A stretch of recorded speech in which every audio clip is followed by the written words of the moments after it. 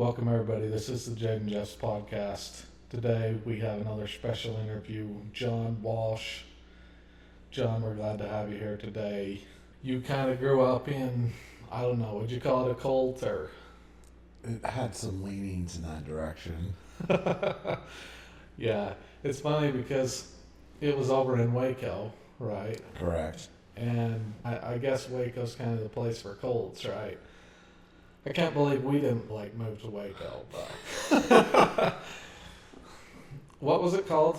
It's called Homestead Heritage. Homestead Heritage. So, you said it wasn't totally a cult, or I kind of think of it as more of a cult from what you were telling me, but Yeah, I think there's different ways to look at cults and different ways. I think Christianity could be considered a cult in a way if you look at the definitions. yeah. But I do think that for me, understanding, and one thing I would like to preface it by saying is that I left about 14 years ago, left Waco, and it is extremely different than it used to be. So I think a lot of what I know is it's different. Also, you see things through a certain lens as well. So Yeah, they kind of evolved absolutely from the time you were there. So when you were there, it was probably more of a cult, and now it's probably less of a cult. absolutely yeah absolutely. No, and I think a lot of it is that they definitely have a lot more open, and people can go and see everything, and a lot more involvement with other places. They've moved a lot of different locations all over the world, and so I think there is something really real about it. But I also think there's so much flux in the world right now. I think that people want to grab onto something. Yeah. How many members were there when you were there? I want to say probably about 1,500. That's quite a few. Yeah. And how far were you from the other Waco deal that happened? As far as just how far? Driving distance? Yeah, we were probably about 15 to 20 minutes away. Yeah. So you could have just joined them. Well, that was a long time ago. Right? Yeah, so when they bought the property in Waco, it was before. So I believe it was in David Koresh was in 1990 was the raid. Yeah. And we started pretty much at that property right around that same time. Okay. Yeah. How old are you now? 40. 40. And so you left when you were... I was 26, I think. Okay. Yeah, something So like you that. left about this... Well, I'm 26 now, but I left 2 years ago. So yeah, you kind of left at the same age I did. Yes. What made you leave? Were you just like, this is dumb? For me, I think it was funny because I was just having a conversation with a friend of mine that I grew up with, and he's still there, but in a different place. And I think what I've realized is that the way that some of the conditions that different people grow up in, you can take things certain ways. And so for me, what kind of, at the end of the day, what caused me to leave was that I was so afraid of everything. And fear is something that I know that I've dealt with my whole life. So I'm not saying it was their fault, that part wasn't, but I do know that for me, I was just afraid all the time. Yeah, you were living by fear and everything. Absolutely. Yeah, to me, I'm a little bit loose with the word cult. If my friends are getting in too much of a clique, I'll label them a cult. I would, from everything you were telling me before, I would kind of consider what you were raised in a cult. Even though the people there now would probably say, we're definitely not a cult, and maybe they've evolved or whatever. But Absolutely. can you tell me a little bit more about how it was growing up? You weren't were you going to public school, or how was life? Yeah. So I think for me, so we were homeschooled. Before my parents joined the church, the community there, Yeah. they actually were homeschooling before they ever joined. So we were homeschooled. We lived in Austin, Texas, when I was born and raised in Austin. And then we moved out to the country, and we had horses, or we didn't have horses, To sorry. Waco or? No, just in Austin. Wow. And we had chickens and cows and goats and all that kind of stuff. So your parents were kind of already primed for this kind of a community. They were kind of they were homeschooling, they were raising their own. I'm just saying, those kind of people, they like to band together more or less. Yeah. The interesting thing for me, the more I've gotten to reconnect with my dad recently, the more I realize I'm a lot like him.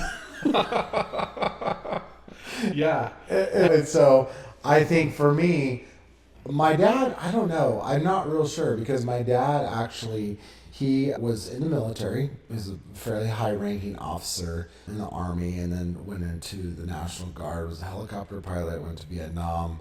Very contrarian thinker, very much, even my whole life was very much of, this is kind of my way, that we're going to do it this way, even just for him, not just for me, but for him. And I think it was more he was carving his own path.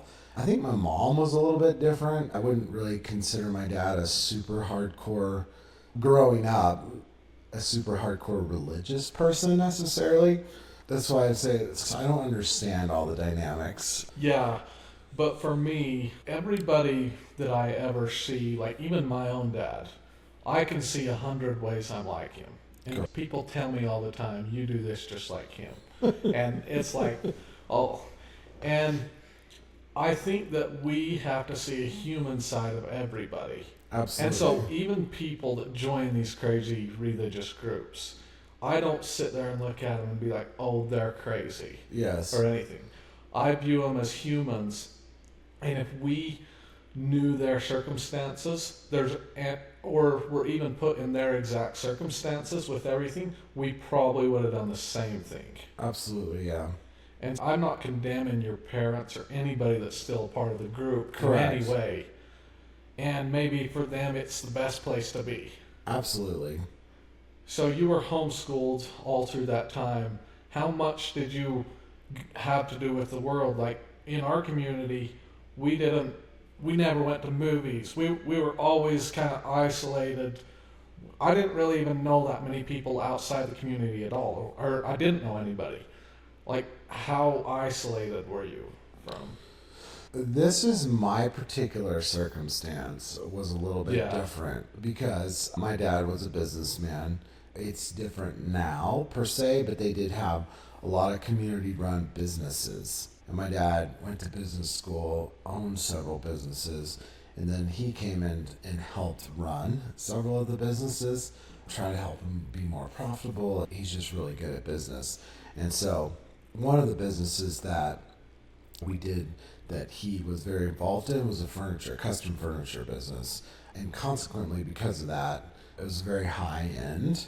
We were able to, I would help him do deliveries. Some of my best memories are going with my dad. He had this truck, and we would take this furniture all over Texas, sometimes even outside of Texas. And most of his customers were in the high end, high affluence of Texas and other places. I, per se, wasn't as sheltered as maybe some of the other people were, because we went out and met all these people. We didn't go to movies. My dad really likes going out for dinner, so a lot of times we would go out for dinner, whereas a lot of people didn't do that. Some of it just had more to do with the fact that in the earlier days when I was younger, he was one of the more richer, I guess you could say, people in the community. And most people didn't have a lot of money, and they drove kind of junky cars. And my dad had nice cars. I'm not fancy. He didn't drive a Jaguar or anything, but it was nicer. Yeah, so my experience is probably a little bit different. And then if you go there now, they even have a big restaurant. We kind of help get that going. Consequently, because of the restaurant, pretty much all the main players in Waco came out, so I knew everybody in Waco, all the high-end people in Waco. So Yeah, just the locals that weren't part of the community. correct. So my experience was quite different than probably most. Than most of the people there got it. Well, if we ever band together and start a cult, the trick is to get as many business people as we can to be a part of it so that we have the cash rolling. It's true. We got But cash. I think one of the points you were making is when you grow up in these cults, a lot of times you do have a lot of good times. You have a lot of good memories. There's a lot of fun things. There's a lot of good things about the community. Absolutely. But there comes a point where your mind's like, I just don't like this. I feel like I'm being too controlled. And part of you really wants to keep everything that's good. Part of you wants to stay there. And it seems to me from what you're saying, that's kind of how you felt. Because you told me later on that you were really wanting to leave and that you were getting all disturbed in your mind and stuff. But also it seems like you really loved an aspect of it. Absolutely. I think for me, you love the product of the community. So for me, I had friends even that were my friend from childhood. As long as I can remember, you grow up with all the same people. You know those people. You know them inside and out. You do everything together. One thing that we did a lot of was we would have, similar to what I've heard you talk about, we would have work days on Saturdays. So you do your regular normal thing, and then you get on Saturday and you do community projects, be it build a fence. Yeah, there's no play. Ever. So, yeah. You work through the week, and then you come work on Saturday. And Yeah. you pray on Sunday. Yeah. Yeah, so we did that, but you get to know all these people really well, and you've been through a lot of stuff together.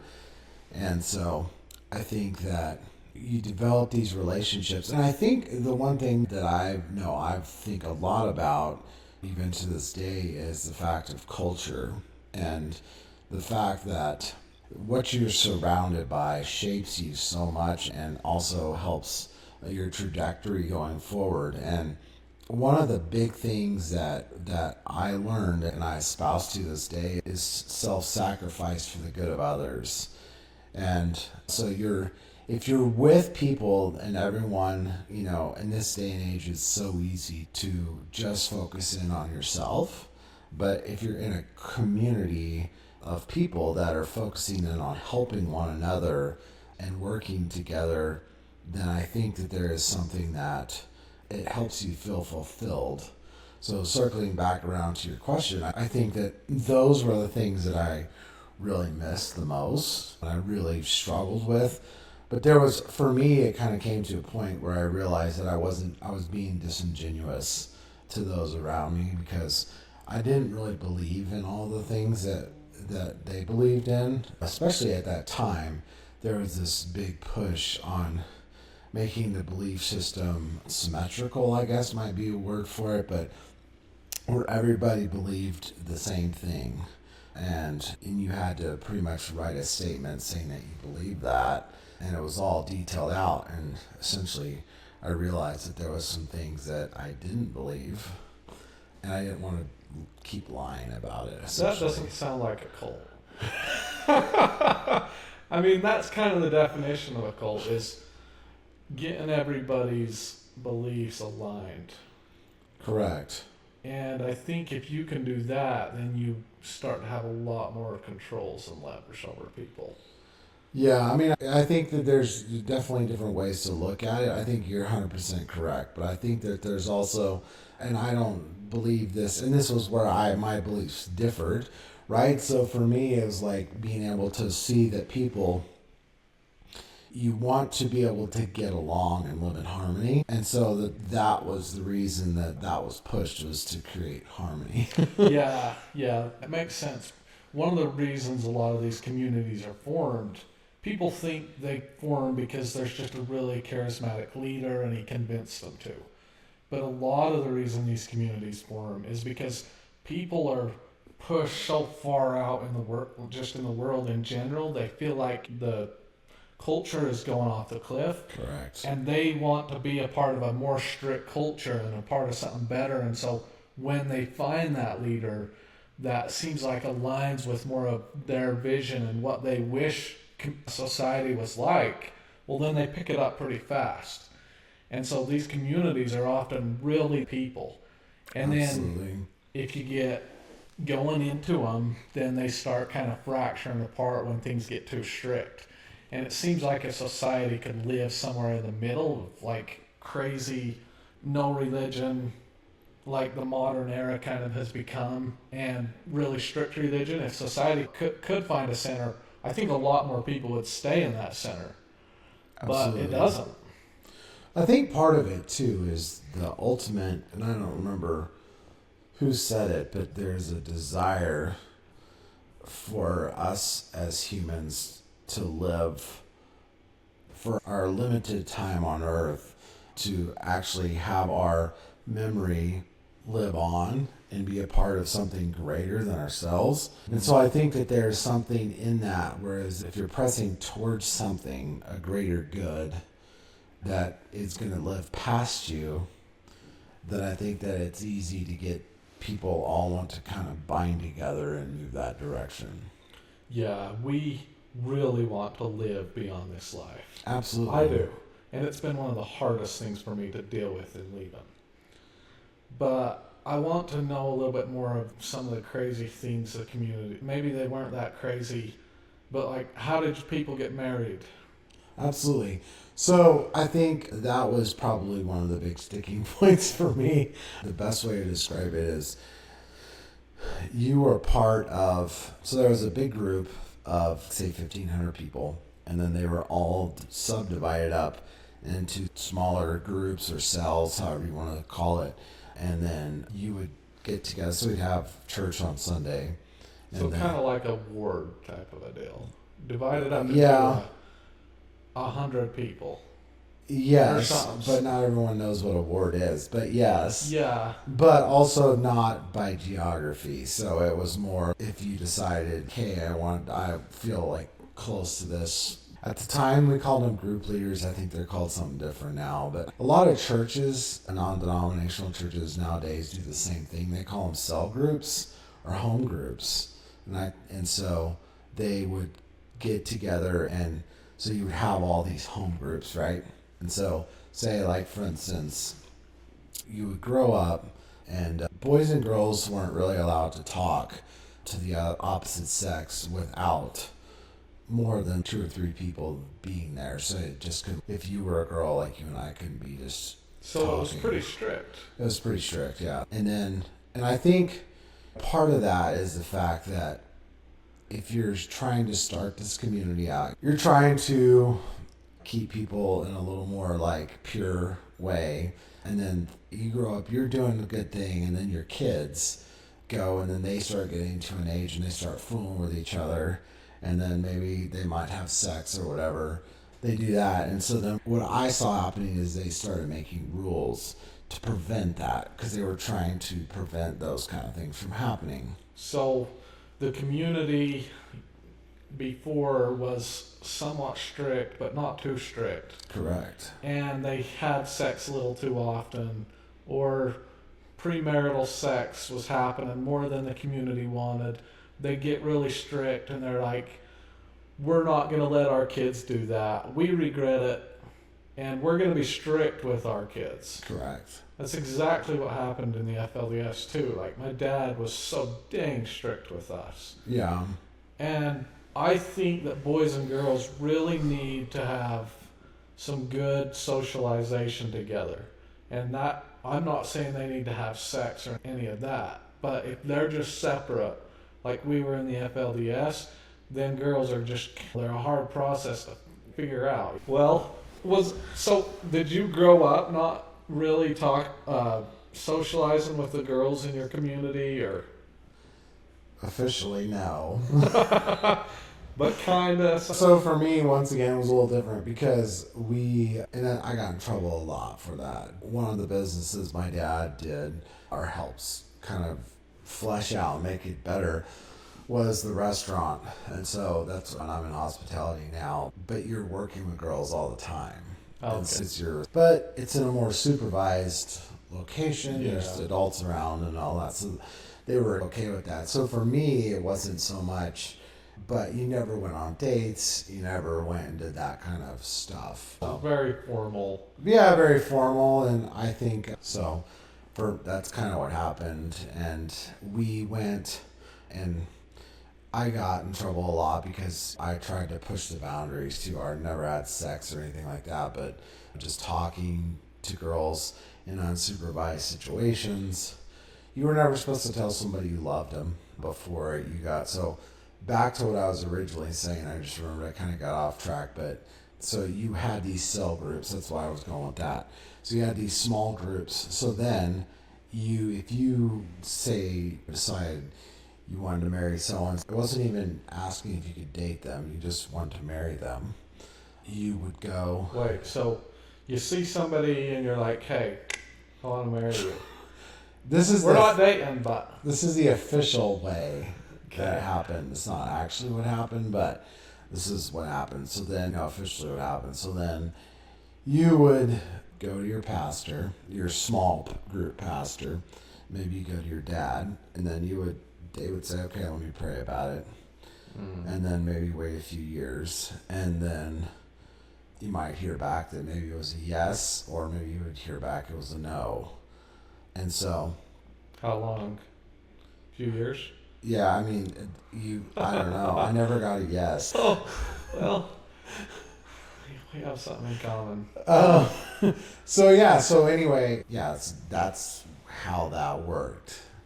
And But unofficial. Sorry. No, if I was in the group and I see this girl and I'm like, you know what, that's my wife. I go to my group leader. That'd be first wife. Yeah, John. I need at least 3. Because they didn't live polygamy there or anything, right? No, yeah. No polygamy. So I see this girl, I'm like, this is going to be my wife. I go to my pastor or father and be like, this is my wife, I think. Pray about it. They pray about it. They come back. They're like, yeah, that is your wife. Then what? So then, I don't know from first-hand experience, but from what I never got married. I never got married. But seeing it happen to others was that then they would talk to the girl's pastor, and so for them to say yes, they would talk to the girl's pastor. Then they would go to the girl. She would say she prayed about it, and then she felt good about it. Then her pastor felt good about it. Your pastor felt good about it. And those other pastors probably involved. And then after all that happened, then they would say, okay, you can ask her. And so then only after you proposed would you be able to hang out. And normally they weren't huge fans of one-on-one hangouts even then. So you would basically need to go to her and say, hey, I really want you to be my wife. And before you've dated or anything, you just got this yes from the pastors and your father and whatnot. And you're like, hey, I want to marry you. Can I marry you? And she'll be like, yeah, let's do it. And now you can hang out. Right? Yeah, exactly. But you're not married yet. You're not married yet. So, I mean... if you want to be, you can. No, you were engaged. You were engaged to be married. I forgot there was... just kidding. Yeah. So you were engaged. I don't know if they still do or not, but they didn't for a long time believe in rings. So it wasn't like you even gave like a ring in proposal. You just asked them to marry you. Oh man, that would be so dumb. So anyway. Imagine being a girl and never getting a ring. So how long does this engagement last? It depends, but I mean, as with most, I would say Christian people that are waiting until marriage to have sex, the shorter the better of the engagement, not the sex, but the engagement part. Yeah, because they don't want you having sex. Yeah. I mean, and I think that's probably the big focus of the way a lot of this happens is to prevent premarital sex. And I think the other thing I would say is that one of their big things that they talk about is that the lack of divorce in their community. I don't know that there's anybody that has in the community that has been divorced, But I preface that by saying in the community, because a lot of people, if there's problems and they're not going to fix them, then they're probably not going to stay in the community. So if you want to get divorced, you got to leave the Pretty community. much. Yeah. Yeah. That's one of the funny things about divorce statistics. Is Yeah. like the modern day divorce statistics are so high, Yeah. but people can actually choose too. Yeah. Like in the FLDS, nobody gets divorced. Like Yeah. that is not your choice. That's ridiculous to think anybody gets divorced in the FLDS. Yeah. But if things were more open, would they get divorced? Well, probably. And one of the things about women is in these higher controlled groups, and I guess I'm thinking of the FLDS. I don't know exactly how it was there, but they kind of do what they're told. And when you give them the opportunity to kind of have their own say and have their life and whatnot, then things start becoming a lot different as far as marriage and all that stuff goes. Absolutely. And so I feel like a lot of women in these groups, they don't divorce, but they also don't even know they can divorce almost. Yeah. But another thing is some of them are really happy, and then you change their whole worldview, and then they'll get a divorce. Yeah. It's like they're happy there. They don't really know anything different, and they'll tell you 100 times that they're happy and that they wouldn't change anything. But then you let them go and do something different for a year or two, and they're like, oh, well, I want a divorce. Yeah. But what do they not have rings because of vanity or? I actually don't know. I think it might just be they don't wear jewelry in general. They do wear watches, or they did wear, even back then they did wear watches. So I'm not real sure. In the FLDS, towards the end, like Dad had everybody get their rings and pitch them. And Because then they they were- threw them in and a golden calf came out kind of thing? Or? They couldn't even sell them because they weren't supposed to profit off the gold or Interesting. whatever. Yeah, so they just threw them in the garbage. But I was just asking because it seems like when communities can't, like that's an old tradition, something like a ring. Yeah. And why would you get rid of that? I don't know. I think that I have a feeling that it probably has to do with the jewelry aspect. Yeah, Adorning yourselves, and I don't really know. no earrings. Yeah, they didn't wear earrings, necklaces. I don't know if I mentioned earlier, but they all wear dresses, long hair. What was this community called? It's called Homestead Heritage. Homestead Heritage. So that, yeah, let's talk about the dress code. The women have to wear long dresses, or Yeah, I'm not sure if it's, because I've seen other places and there'd be like, it has to be the knees or below the knees or the ankles. I don't know. I'm not a woman. I don't know and I didn't have a wife at the time. So I'm not sure what the actual dress code is. But it's just, I think it's, you don't want to draw attention to your actual physical body. It's more what's inside, what counts. yeah. Well, women in dresses do look pretty good. I'm just saying, for me, it's not, oh, I like a community has to be like the FLDS. Yeah. But to see women just never in dresses anywhere, just living this modern way of, like, I'm not telling women what to do or anything. I don't want to be accused of that. But I'm just saying, when you see, like, the Mormon community, they're pretty modest. Yeah. And they still are, I don't know. I'm just saying, I don't mind seeing women in dresses once in a while. And I feel like society has almost pushed it to where you're, I don't know, purity, culture type deal if you're wearing a dress and you're a weirdo. But for me, it's just, I wouldn't mind seeing it more in society where, you know, not even a long dress, just any. Yeah. I mean, I think you bring up an interesting fact, and is the fact that to me, it feels like you can do anything you want in modern society as long as it's not conservative. And I don't necessarily mean politically conservative. I Yeah. just mean like conservative values, like from the past. Like if a woman wants to be a stay-at-home mom and have kids, they get a lot of flack for that these days. You know what I mean? It's fine, but if you want to go out and have purple hair, and that's fine, you can do whatever you want. But I'm just saying, and never be home and go cheat on your husband, like it's almost feels like that's more accepted. I'm just trying to think of more extreme things, but that's more accepted than being a stay-at-home mom and raising your kids. Yeah, if you didn't work to the top of Microsoft as a woman, put your children in daycare every day, then you're kind of looked at as a stay-at-home mom. Yeah. You didn't care about your career. Yeah. Career-oriented people are fine, and that's great for them. But if somebody wants to be a stay-at-home mom, well, their society should look at that as a good thing.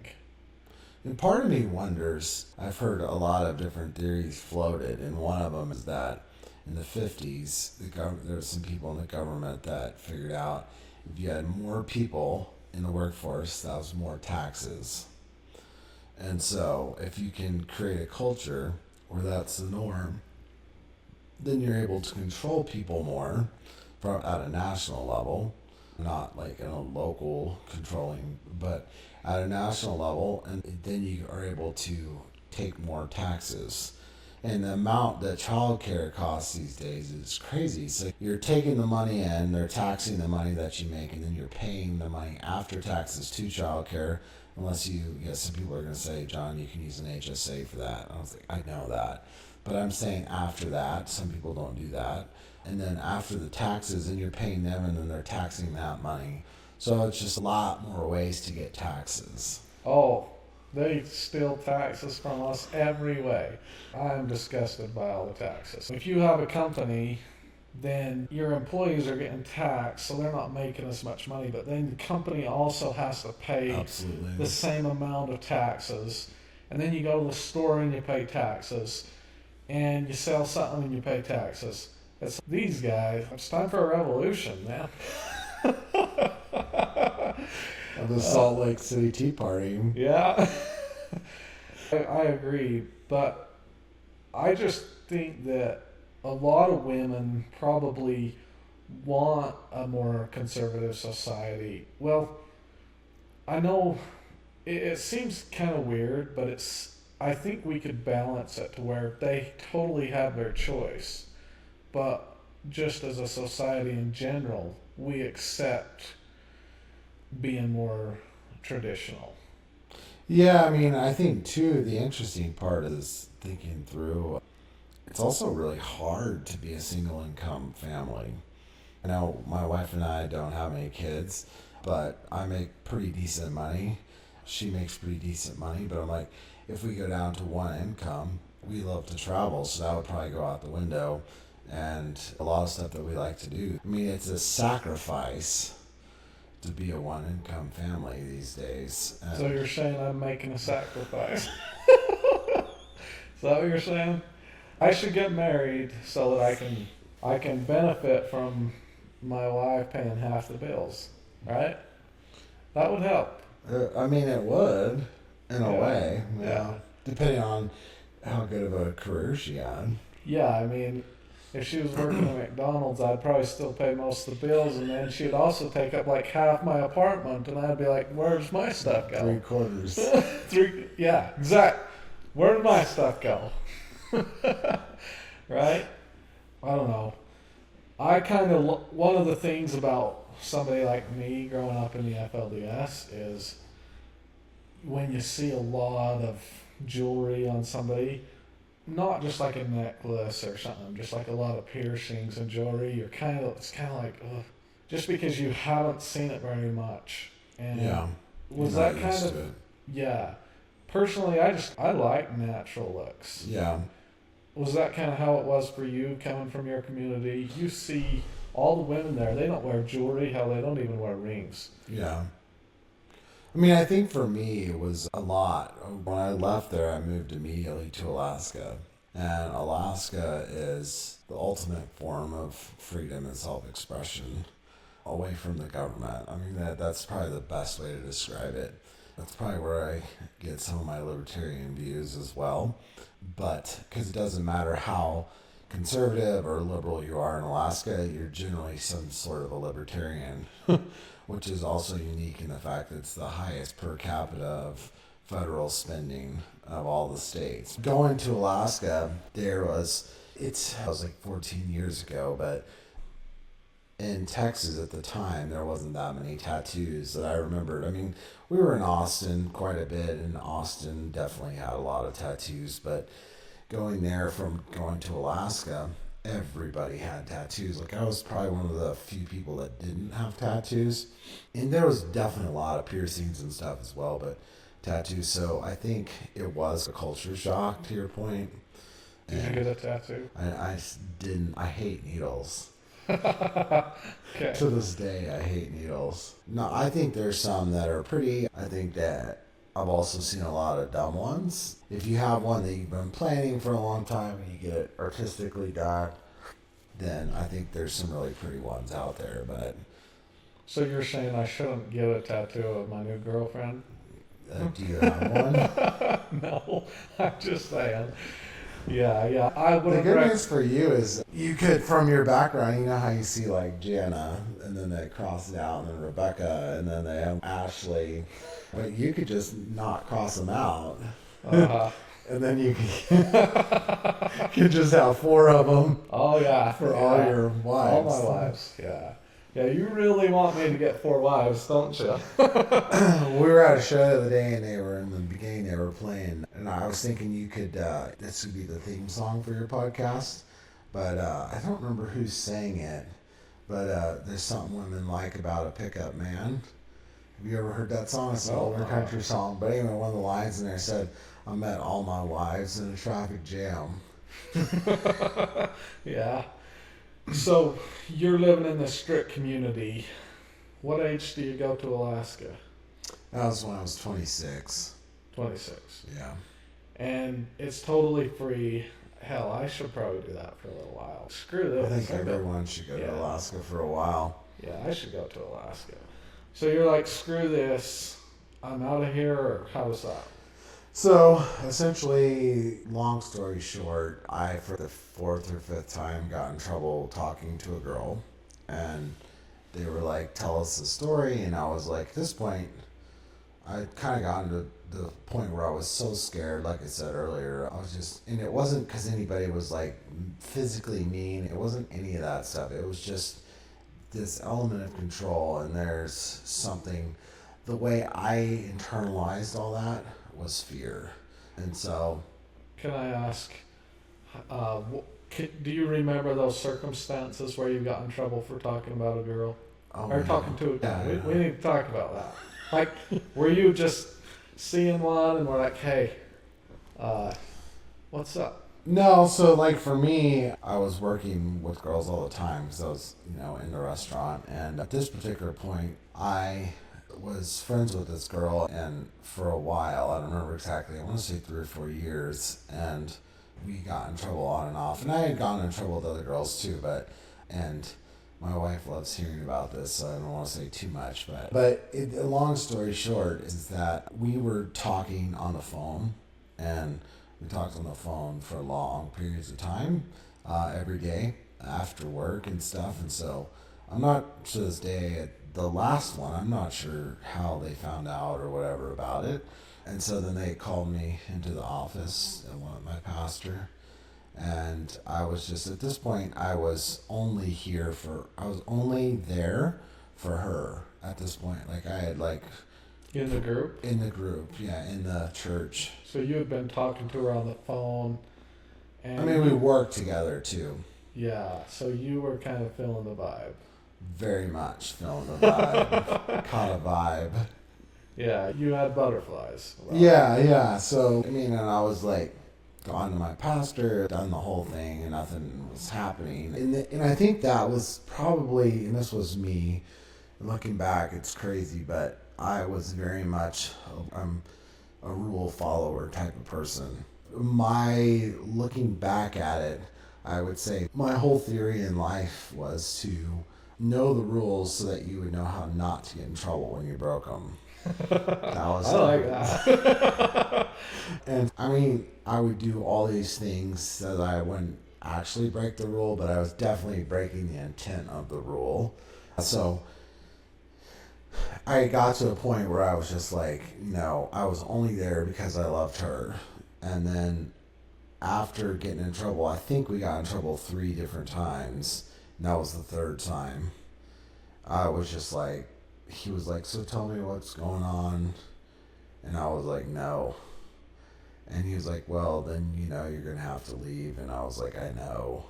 And he said, all right. And I don't remember exactly, but I pretty much just walked out, went home to my house. And had you asked about marrying her? A long time ago, yeah. Oh, and they just... Yeah, they had said, not now. Like, I'm 26 and horny.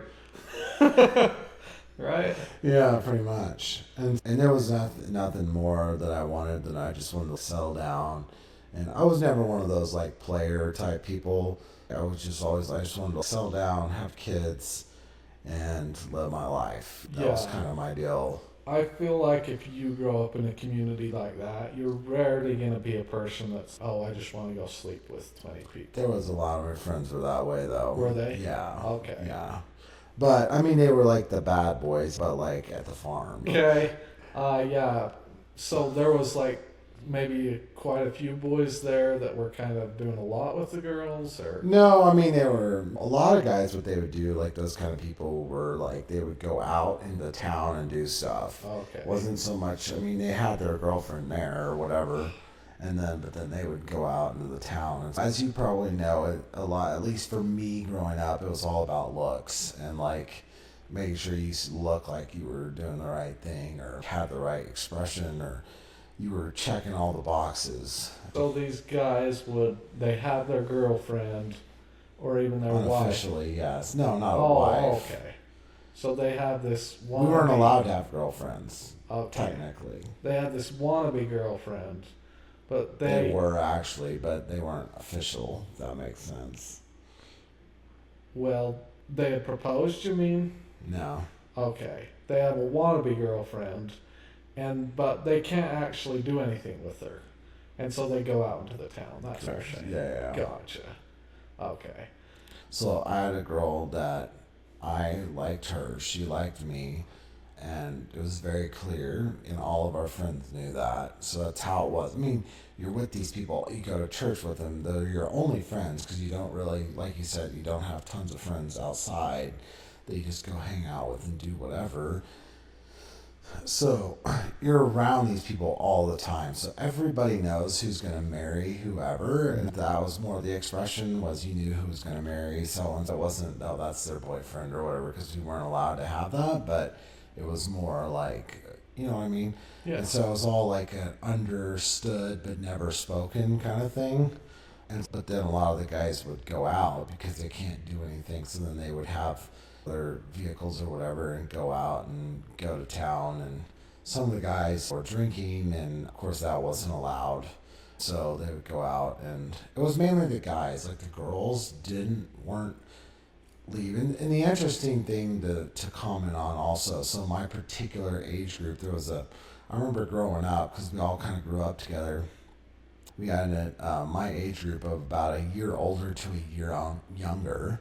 Out of 1,500 people, there was probably about 100 of us, or no, I think it was like 80 of us all kind of in that same age group within a year or two. Yeah. And some of them have gone back now, but there was only like 1 or 2 people that stayed and never left out of my particular age group. That's crazy. Yeah. So they were being pretty strict at the time. At that particular point, because there was some really crazy kids older than us that had done a lot of stupid things, like according to the community standards. And so I think it kind of ruined it for my age group. And then after that, they kind of were like, I think we were a little tight on them, and so they weren't as strict. Yeah, when I was in the process of leaving the FLDS, I watched this clip of Jordan Peterson saying something like, if you want to cause a revolution, just tell the young men they cannot have anything to do with the young women. Yeah. And that's kind of what you're saying. In your age group, that kind of happened. Yeah. And that absolutely caused a revolution. Yeah. And in the FLDS, that's why so many people have left. Yeah. Because that's what they say. You can't have anything to do with each other. Yeah. And that's just not how we were built. Yeah. So this girl, you get caught, you can't have her, or you can't get married or whatever.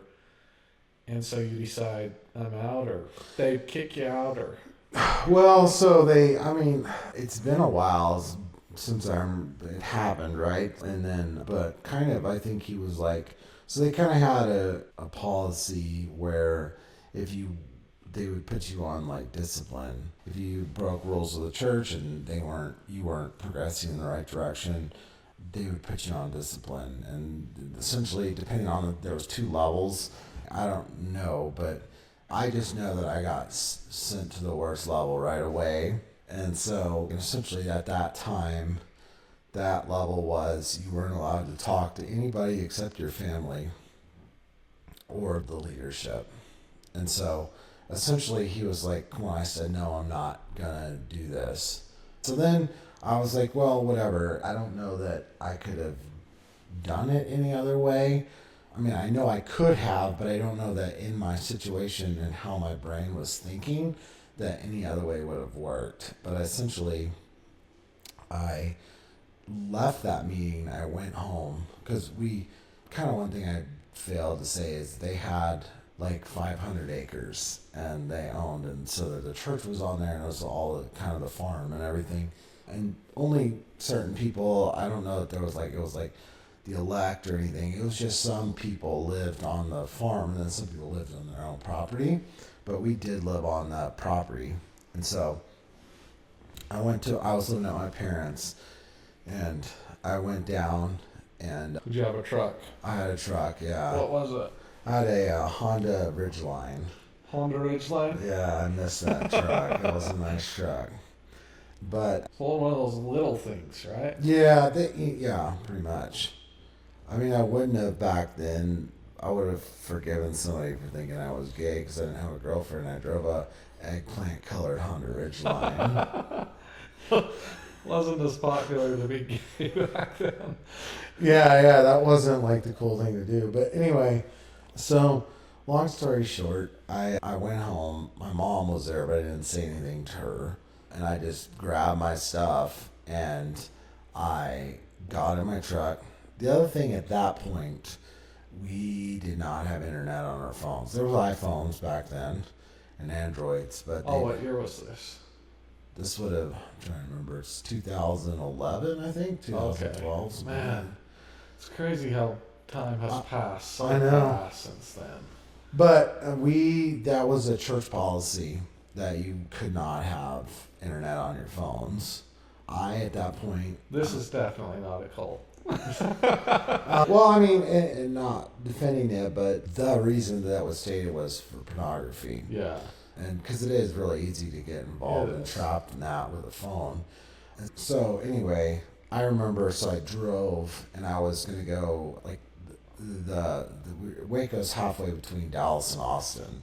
So I kind of drove and I went to the Starbucks and I had my computer and I got on the Wi-Fi and I was looking at. So did they tell you had to leave? At that point, I don't remember. I think so. You had to at least leave right where you were and go figure something out. Yeah, probably.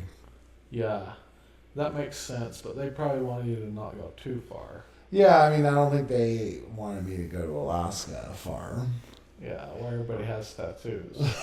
And so I go there, and like we had been to Alaska. I'd been there like 3 times already. I had been on vacation with my parents. I had gone with another buddy, and we got up there, and then I had friends up there that owned a lodge. So then we went up there, and I went to the Starbucks. I found a flight. It was actually out of Austin, so I went to Austin, stayed the night.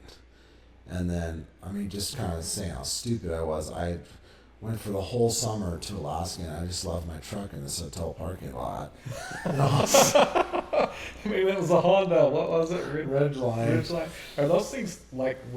I don't remember.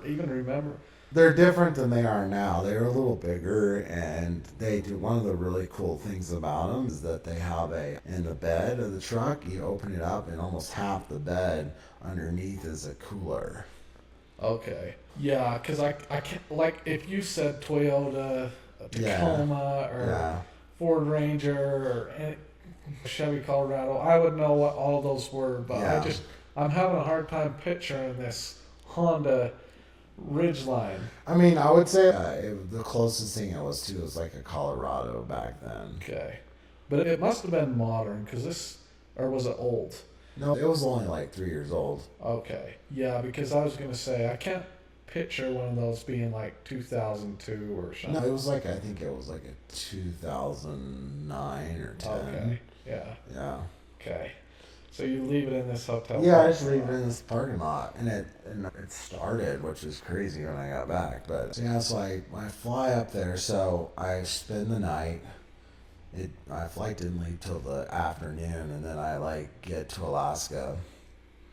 So my parents are blowing on my phone. I'm not answering. My girlfriend or whatever, I don't know if it's her or what, but I got a couple calls from her, and I was like, I don't want to be responsible to take her out of the community, so I didn't answer. And then I get to Alaska, and then I got there really late at night. And Alaska, by the way, from Austin, it's about 8 hours of flying. Most people don't realize how far away it is, but it's pretty far away. And so I flew up there, and then get to my friend's house. They come pick me up from the airport, and then I kind of explained what I was doing and told them that I had left or whatever, and they were just like, wow. Were they left? Well, they were just people I had met through some other people, and they had nothing to do with it. And so then I worked for them for a little while, and then I went and worked for my other friends I had met them from at this fishing camp at this lodge. That was a crazy summer. And the craziest part was, one of the funny little things from there was they had a bear camp, so they across the inlet, and we would take all of our guests to the airport to get on a small plane and fly across. And I remember one morning I was doing all this stuff, and they were asking me to take one of the employees over there, and I'm driving along, and I realize that this is the first time I'd ever been in a vehicle with just one woman. Uh-huh. And she was like my age. Yeah, so you were feeling like, and you were like 26, right? Yeah. And this is the first time, and you were like, I wonder what it would be like to have a girlfriend. I wasn't even thinking that. I was just like, this is weird. I just realized that had never happened before. Well, I think that, to me, just kind of helps people realize that being odd. A lot of people are like, what? That was odd. But for me, I totally understand what you're saying. Yeah. Because, I mean, for me, I have been in a vehicle with my family and my siblings a lot, but just me and another girl that I just didn't know, that would have been really weird for me too. Yeah, you probably just pulled her clothes right off right there. Nah, not me, John. No. But it is, I think people don't realize how strict some of these groups are about boys and girls. And I'm not saying that there shouldn't be some degree of separation or appropriate. I think there should be. But it shouldn't be awkward. Or you shouldn't feel like anytime you get around a girl your age, could this be my girlfriend? Exactly. You shouldn't always feel like that. Yeah. And she's actually talking to me. Maybe we could get married. Well, exactly. And that's just a lack of socialization. Yeah. And it's not healthy. And I also think that's one of the reasons I think your group, I consider it a cult, because especially at that time, because of these kind of stories that you tell. Yeah.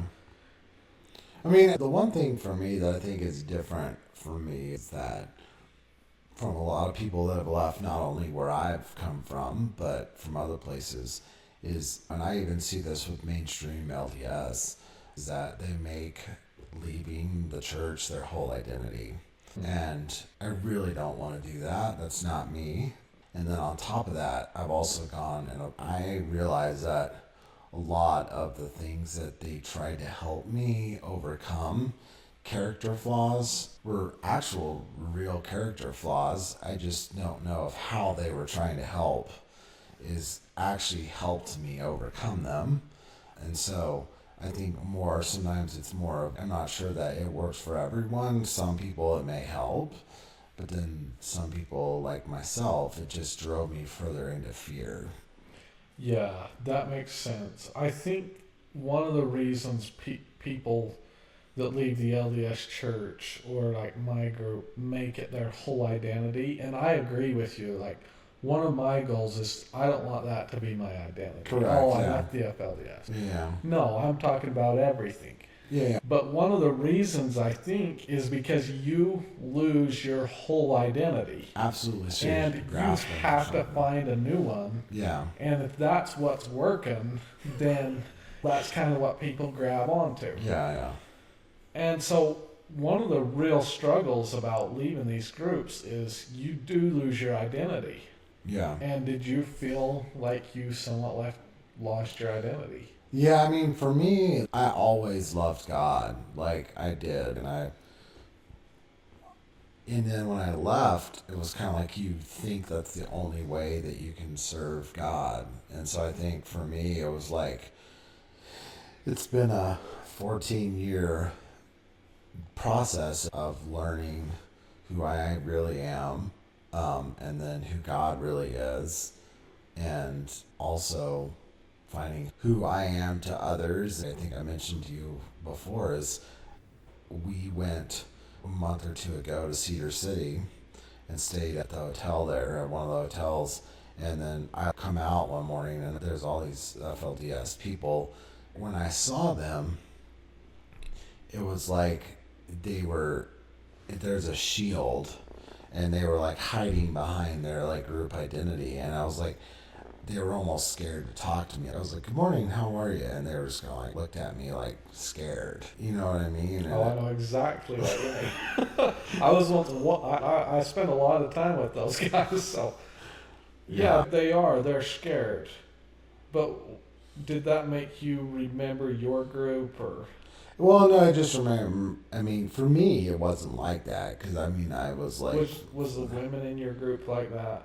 I mean, they might have been some, but because most of them, when I was younger, didn't really go out and interact as much because they were all at home. So I don't know that they would have been scared. It just maybe they weren't as socially adjusted with some of the other people. FLDS definitely had their own social dynamic. Yeah. In an extreme kind of way. Yeah. And so... did you feel like those FLDS women wouldn't talk to you? Is that what you're saying? Yeah, they just didn't seem like they were like that. I don't know. It was like they didn't even know how or something. It was just maybe I was reading my thoughts into them. I don't know. I was like, man, it'd be kind of cool to like actually just talk to them and just get to see, hey, how's your day? I just love meeting people and learning new things about different people. Yeah. Well, you were talking about kind of you have to relearn kind of God in the sense that you thought you had to do what your community wanted to connect with God. Yeah. And I really resonate with that because for me, one of the hardest things for me to accept was I would come out into the world and not even consciously, but like subconsciously, I would see somebody doing something different than what we would do in the community and immediately assume that must not be a religious person. Yeah. Just because they were doing that thing. And I still kind of struggle with this sometimes where somebody does something and I'm like, they must just be like not religious and not have any values and it's almost subconscious. But then I start talking to them and I find out, oh, they're a really religious person, but Totally. then that's fine. And in like 1,000 ways, that's just like shattered my perception. Yeah. Because it's everything people do. I'm just trying to figure out the culture kind of how that person thinks and how it's so different from how I used to think. Absolutely. I mean, I think for me, it's the biggest thing I've had to overcome is not being judgmental. And probably my wife has been really helpful with that. In a way, she's a lot stricter than I am, I think, in some areas. In a religious way, or No, like just in general. She works a lot with kids, and she was a lot more strict with kids than I probably would be. She helped me realize how, like, she's very accepting of people, not necessarily, oh, they're doing this or doing that. And so that, what I learned is that sometimes just because you're doing one action does not mean that you as a person are terrible. It might mean that's the way you learn to do it. Maybe you don't even want to do it. That's just what you're doing. And so sometimes you got to love the person for who God sees them instead of just seeing the action and then judging that action and hating the person. I mean, I'm not saying that's what I was trained to do, but that's what I did. yeah. No, I that judged everybody and everything all the time. Uh-huh. I feel like that's probably what a lot of FLDS probably do as well, right? Is you're just like, because you almost have to do that in order to, if you're not doing what I'm doing, then it almost, and you're going to heaven, it almost invalidates everything I'm doing if you see it in such a black and white thing. Oh, absolutely. Every FLDS person, they don't sit there and look at everybody in the world as these horrible people for the most part, but they also totally have in their minds from the day they're born that they're doing right and they'll be saved in heaven, and they're kind of the elite people that will ultimately make it, and everybody outside of that just doesn't understand. Exactly. And one of the things when I was in the process of leaving the FLDS and I was bringing up a lot of questions to my brothers, one of the things they would say a lot of times is, you just don't understand. And I remember I got to the point where I would say, if you can't explain what I don't understand, then you don't understand. Yeah. You just have this idea that you're right, and the only way you explain that is, oh, you don't understand. Yeah. I say, if you can't explain exactly what I don't understand in basic human language that we can both talk, then you don't understand, and it's just a justification. Yeah. And that's kind of how the FLDS are. And I just remember feeling really mad about that. I can still tell you're still mad about it.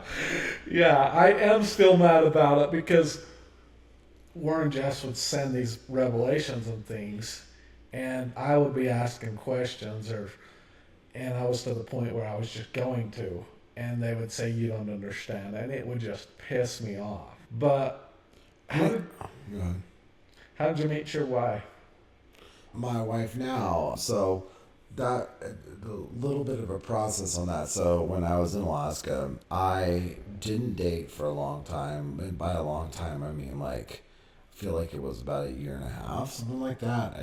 I was hanging out doing whatever, but so I met this girl through friends, and then we got married very quickly, and then quickly? Like it was like 4 months or something like that. Pretty quickly for non-religious. Correct. Yeah. And she also had grown up with a very strict stepfather, had been a Christian. The best way to describe it, the way I've thought about it for years, is that I was kind of coming back towards God. I mean, I wasn't very far, but I was coming back towards God, and she was like running as fast as she could away from God, and we were at this.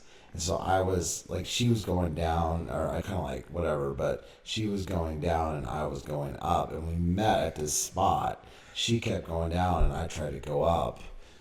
We got married, and then, I didn't handle everything. I didn't know how to handle a lot of the stuff that happened with her. There's a lot of, as her being in the foster system and a lot of trauma.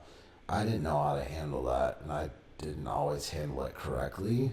And so very shortly thereafter, probably, I want to say 4 months, we were separated.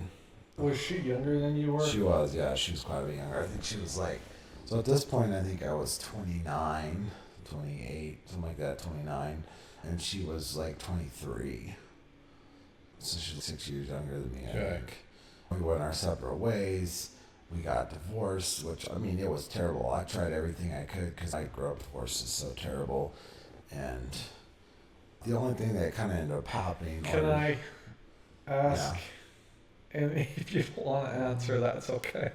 Yeah. But had you ever had sex before you had married? I had, yes. Okay. Yeah. So you kind of went to Alaska and...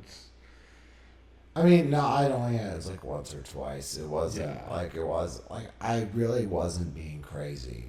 I wasn't. I kept fairly straight for the surroundings I was in.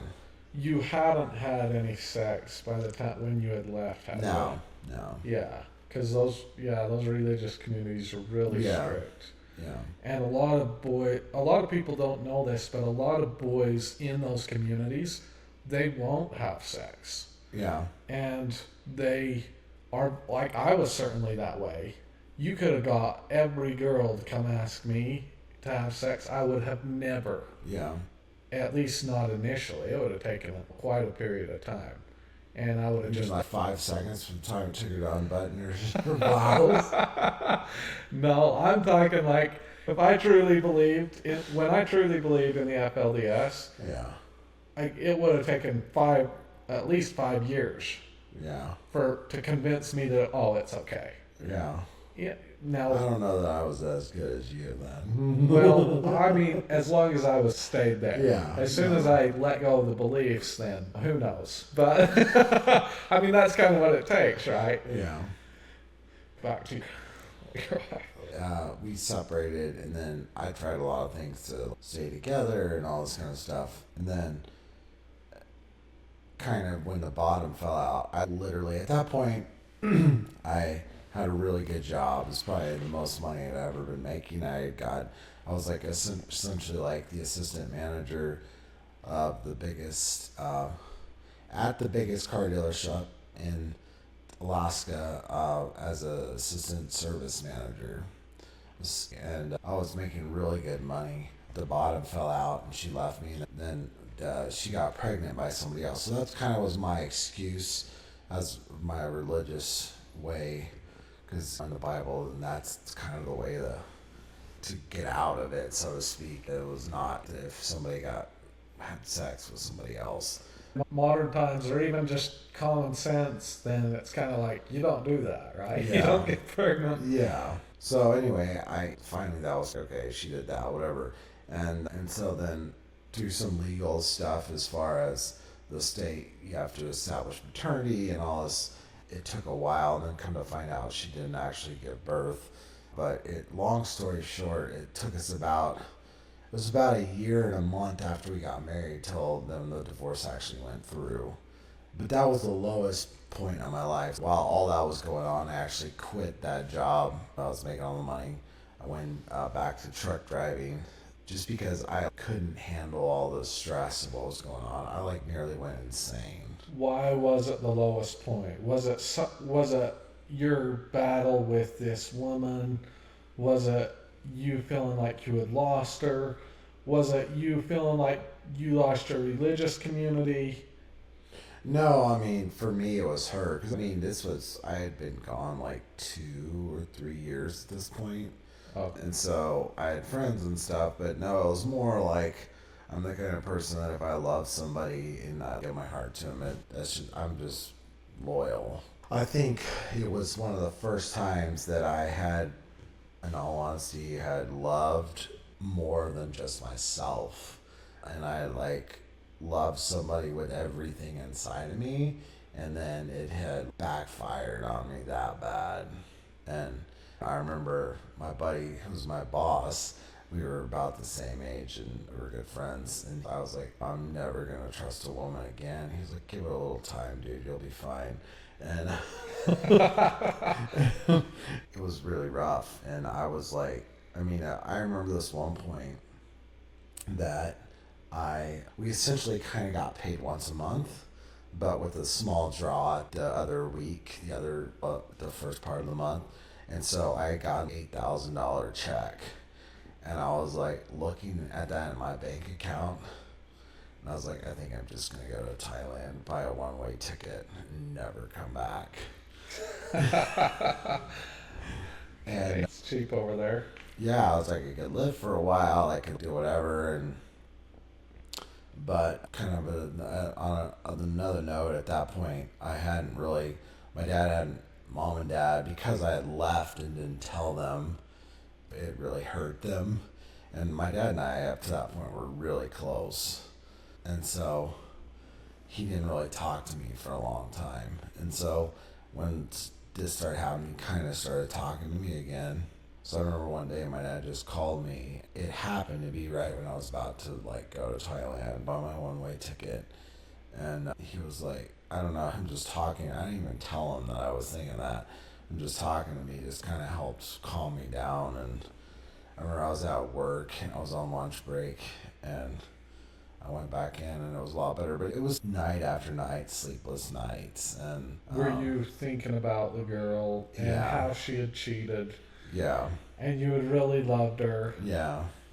What in your mind, was it like she had cheated and this is all her problem, or was it like she betrayed me? How did you feel? I think for me it was more realizing that I had done things wrong. I hadn't loved her the way I should have. Although looking back now, I think there's things she had to work through things. But at the time when you're right in it, you're like, I did this wrong, I could have done this differently, I should have done this differently. Yeah, I'm just trying to get a feel for, because I know when you say this was probably the lowest point in my life, I know there was a lot going on there. And I'm trying to get a feel for why that was. Yeah.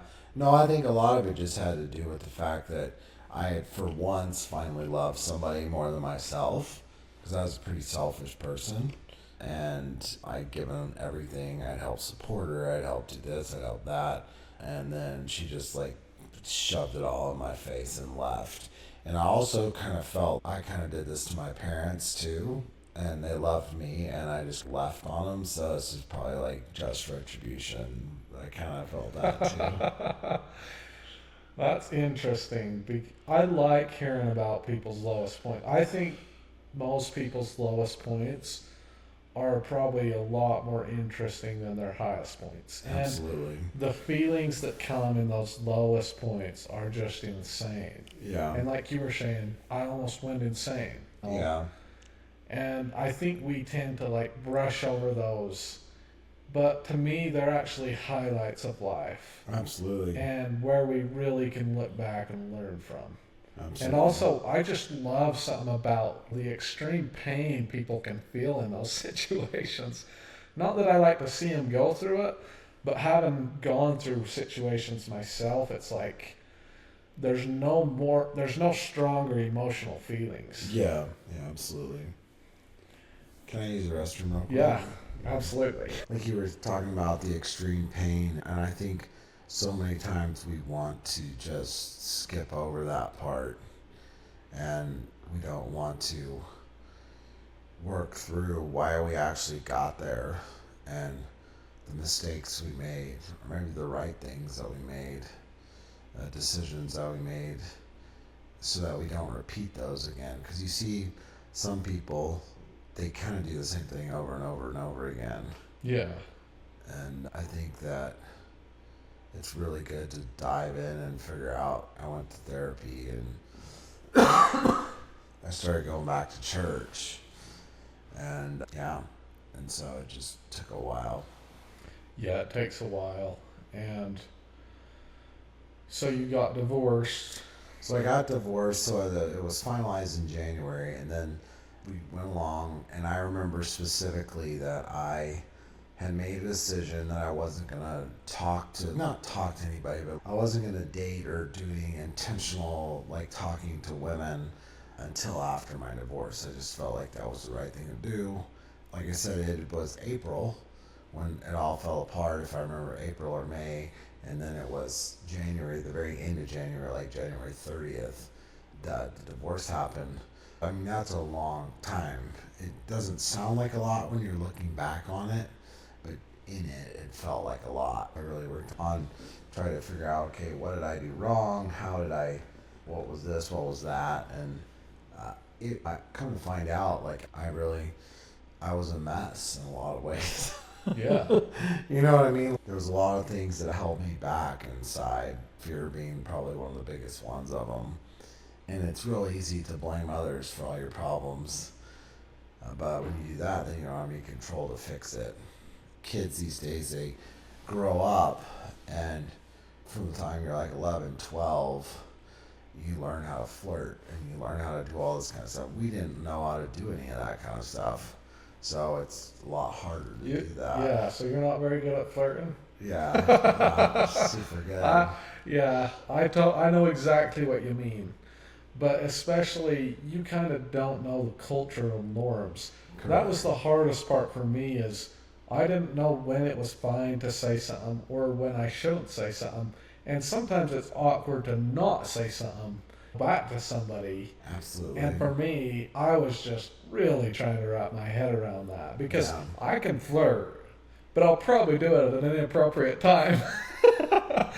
Or I'll probably not recognize when somebody else is trying to do it or something like that. So for me, it was just really hard to catch on to those. Yeah. But, okay.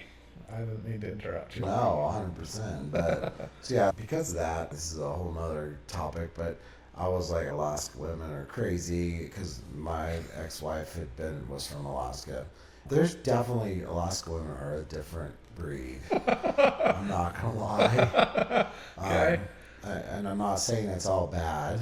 Yeah. It's not what I'm trying to say. They are just different, Okay. especially from Southern women that I grown up with. And not just in the community, but like Southern women in general.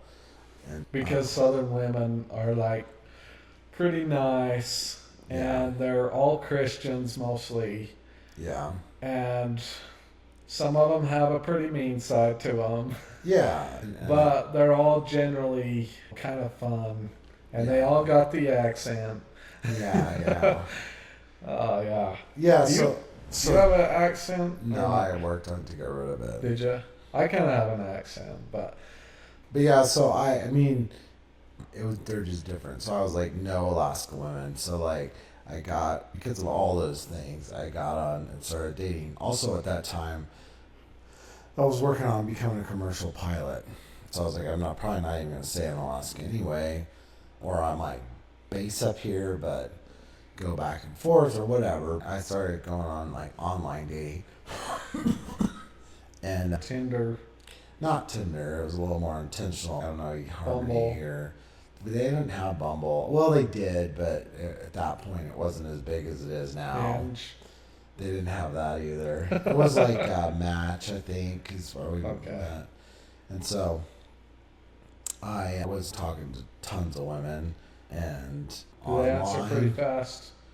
No, but it's all about quantity. So you gotta like just put a lot of feelers out there. Okay. I was just trying to get a feel for how dating apps were back in 10 You know, so like back in the day, this was like 8 years ago. So it was like you put out there and then, hey, how are you? I try to make it a little more intentional.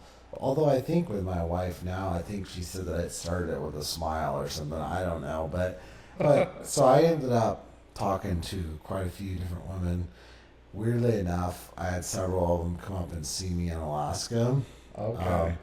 But then I started talking to my now wife. I think we started talking in June or July. Wait, can I ask you real quick before I forget? Wasn't there a FLDS? There was, yeah. How did you meet her? On the dating On app? the dating app, yeah. Was she about your same age, or? I think so, And yeah. she had left the FLDS? Yeah. Okay. Yeah. Just, Yeah, I think she lives, or did at the time, lived in St. George. yeah. So, Okay. Just curious. yeah. But anyway, I think that, well then, so we... Oh, did she come up and see you? She did. She yeah. did. Yeah. That's funny, man. Okay, I don't mean to keep distracting you. No, you're fine. What'd you think of her? I thought she was great. I just didn't know that, I didn't feel like a super spark. Yeah. It was nothing to do with FLDS. But I think that was the first time I ever heard of FLDS. Well, besides like the whole thing that happened in West Texas with the when they raided the compound. Yeah. I heard of that, but I didn't put that together. That was FLDS. Gotcha. But yeah, no, she was great, and Okay. you Yeah. know. You can keep going with the other one. No, but so anyway, my now wife and I, we started talking, and she's very different. She come to find out, she was a little bit older than I was, which I had never really dated somebody much older than me, or talked to anybody, or had feelings, or whatever you want to say growing up. But she just looks younger, so I didn't know. I don't know if you've ever seen that show, Catfished, I but haven't. so I used to watch that a lot. It was essentially like you meet people online, and then they're not who they say they are. Yeah.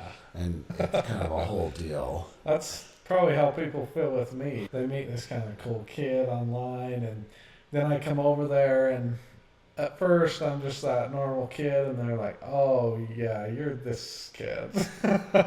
But no, anyway.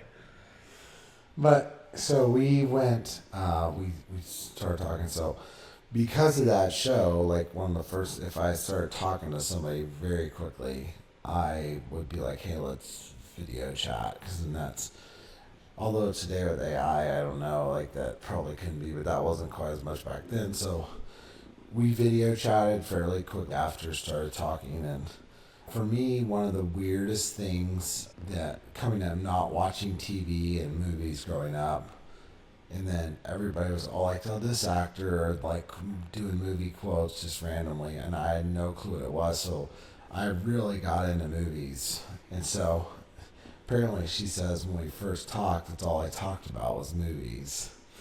And she was like, I don't know any of these. So you had taken it the other way. Yeah, but she had been homeschooled as well. She's pretty Christian, and in California.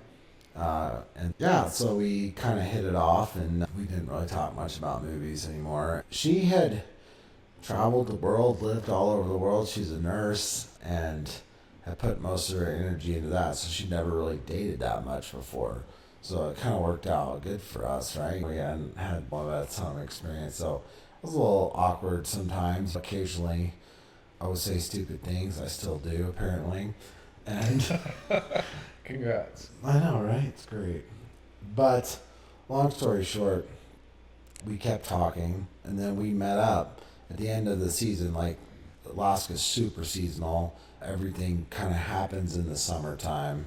Right. Tourism, everything, and then it slows down in the winter. So when the season kind of ended in September, she was supposed to go to India or Nepal, I think, and that trip fell through, and so she ended up going to stay at her aunt's, and she was like, we should just meet in Seattle.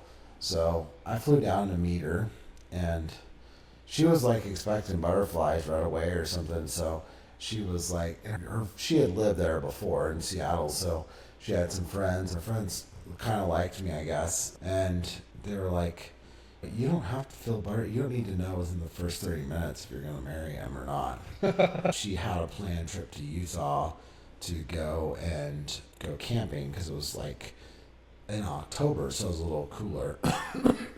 I guess because she didn't feel sparks, she was like, well, I don't know, we could be friends or whatever, but I don't really feel romantic feelings for you. So I was like, well, what would it take to feel romantic feelings? And she's, well, I'm a quality time person, so it need to be more time spent together. And I said, well, crazy idea.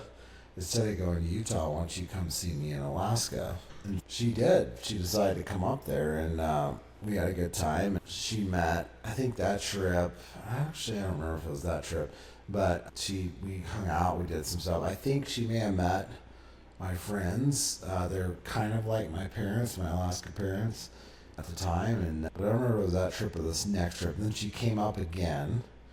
And then she said that she wanted to be my girlfriend. And I was like, well, I don't know that I'm ready for that. And part of it was more like I wasn't, for me, if it was like a girlfriend, like I was more committed, and I was like, I kind of wanted to have feelings at that point. And Are you saying that she wanted to be your girlfriend, but you felt like that was more like a wife type deal? Yeah, well, I think I just wanted to be a little more sure, especially since all the craziness I had been through. Oh, okay. So she got really hurt. Then I went to California to see her. We met up, and then also my friends, like my Alaska parents, came down. We went to San Francisco, and then we went to Napa Valley. And it was a very awkward trip. When I went to leave, I was like, I don't think I'm ever going to see that girl again. But I just remember her dropping me off at the airport, and I was like, that's weird. And that's how it happened. She came back up to Alaska, because I think she had already had the trip booked, and she couldn't cancel it. Oh, okay. And she came back up, and then things started working out after that. And then she decided to move up there. She got a really good moving bonus. And yeah, it kind of went from there. Okay. Cool.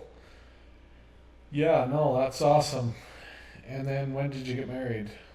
So we got married 2 years after we met. Okay. And so I wanted to take it nice and slow. Yeah. And it was kind of hard because when you're kind of around Christian people and you we traveled a lot together. And everybody's, they're having sex or whatever, and we didn't. But it was kind of, even in regular Christian culture, it can be kind of weird. So What do you mean? just everyone does, they're like staying together in the same room before they're married, you know? I'm so confused about Christian sex rules because I meet some Christians and they're like, yeah, it's good to be strict, but whatever. And then I meet other ones and they're like, there's no way. And then I meet some that are just totally free, kind of. Yeah. And they're like, oh, we've definitely had sex before marriage. And I'm like, well, whatever. I don't understand. I guess it's just by the individual, really. Yeah, I mean, I think that at the end of the day, what it really boils down to, and this is kind of what I've told people, is that I wonder if God, this is not a whole nother subject, but I wonder if God really gives us rules because he made us and he knows what hurts humans and how we run, not like what makes us tick. And so he makes rules to put in place so that he actually is trying to help us not hurt ourselves in the long run and prevent us emotional damage, for lack of better words. Sure. Because, I mean, at the end of the day, I know women, it's more of a thing for women than it is men. Right. And the way they're built emotionally, I mean, sex does release hormones, oxytocin, I think it is, and it's a bonding hormone. And so that's released during sex. And so if you do that and then you're not married and then you break up, it makes it a lot harder. Because I think that even a lot of psychologists will say it gives you the ability, you bond, and it makes you think with your heart instead of rationally before, when you should still be thinking rationally. Does he actually have a job? Does he have good character? Is he going to be able to take care of me? Instead of just, oh wow, I feel connected to him. I feel the warm fuzzies, which is a hormone. Yeah.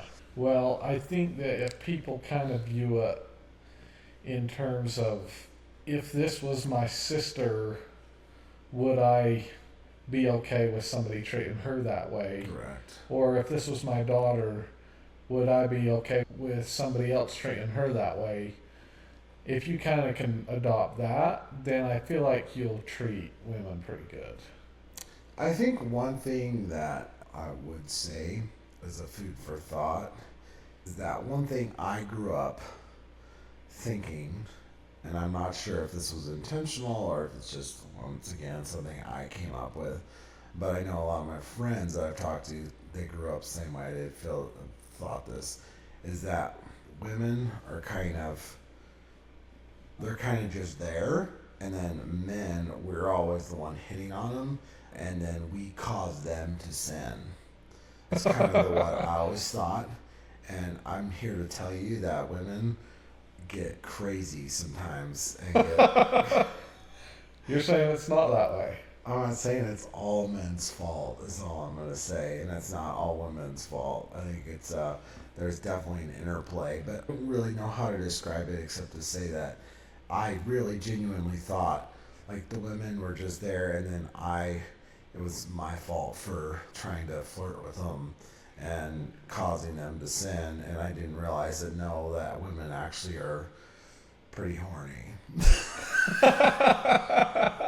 Well, man, I'm going to say that I totally know what you're saying, because one of the things my dad taught is that if a woman and a man commit adultery, or fornication is what he called it a lot of times, if that happens, it is the man's fault 100%. Yeah. And I guess I can kind of see that in some sense, but I can also see your view where you thought that if a man and a woman had sex, it was 100% his fault. Correct. And I think a lot of times it is true that the men are pushing for it. But there are crazy women out there.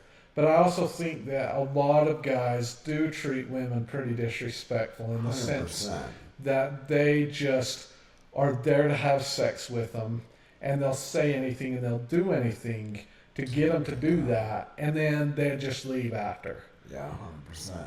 And so women definitely have a point. And one of the things I hate about modern culture is women it feels like they're show against the man. And then it feels like men have to kind of retaliate.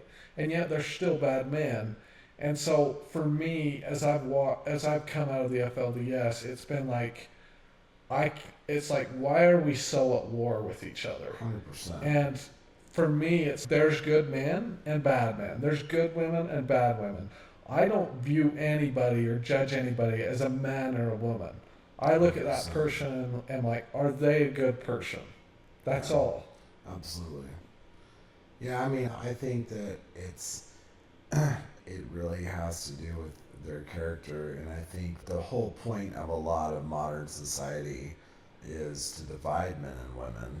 And I mean, it's just, we have to learn to get along as humans. I mean, at the end of the day, I've heard different people talk about it as a pendulum, where you go really far to one side and really far to the other side, and you got to be able to find the middle as a society. And I think that there definitely was an insane amount of, I mean, because if you look at it, women are the ones, guys, you can have sex with a woman, and then you may never see that dude again. They can run off and go to Malaysia or something, but then the woman's stuck raising the kid.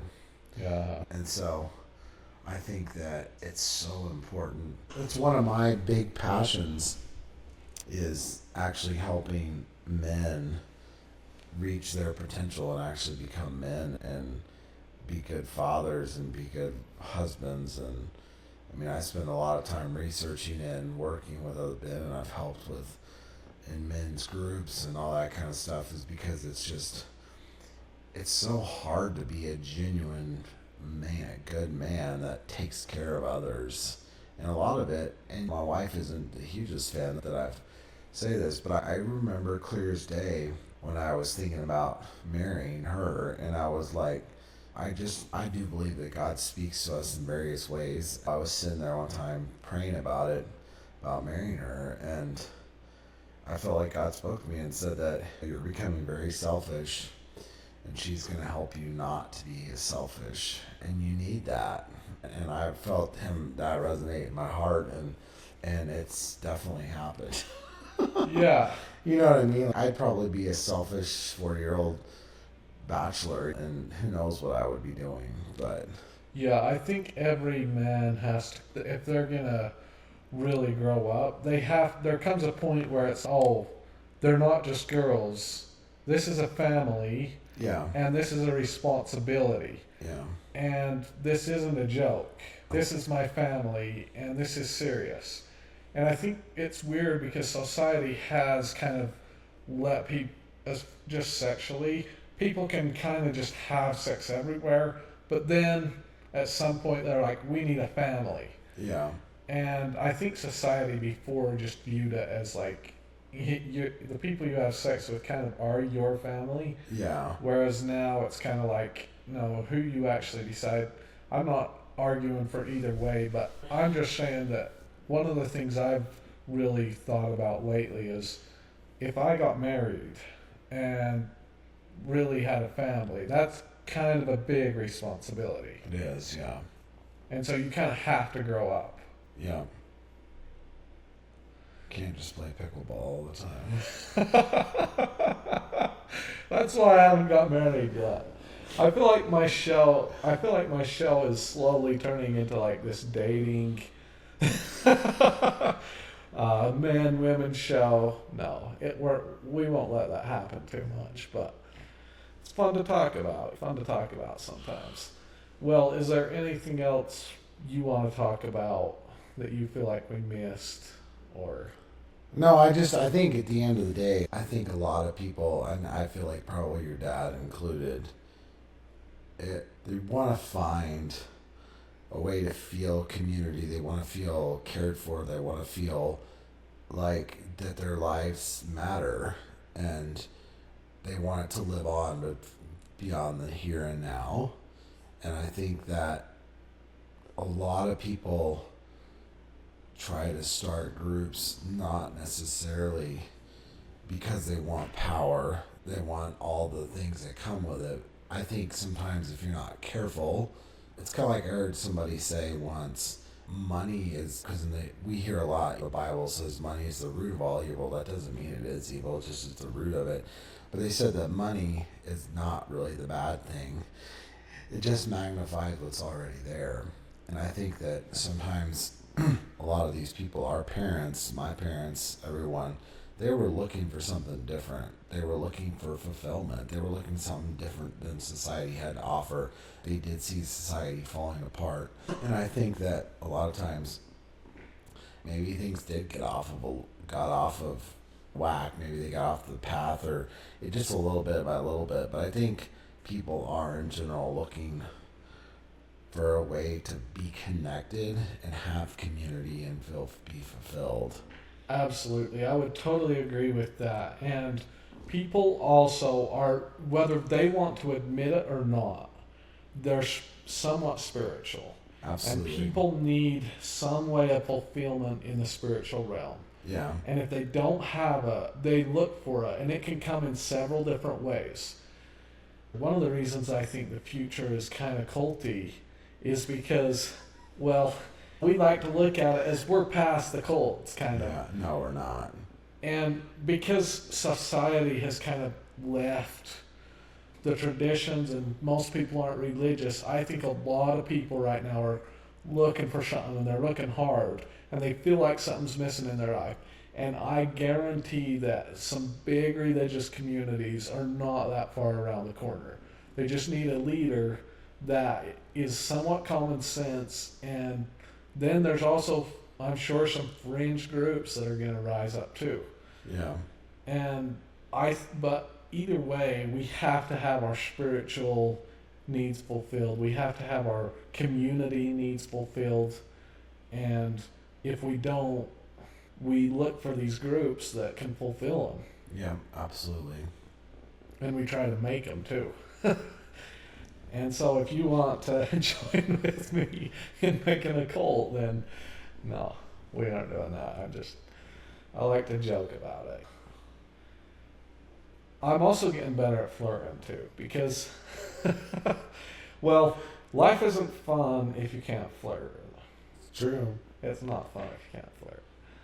And it's not fun if you can't do whatever you want and can't say whatever you want. Yeah. And one of the things I couldn't stand about the FLDS is I can't just say what I want, what I actually think. I want to say what I think doesn't mean other people can't correct me in that, but... Well, any final words of advice for us? I don't think so. Well, thanks, John, for coming. Everybody like and subscribe for more podcasts like this, and we'll see you next time. Peace out.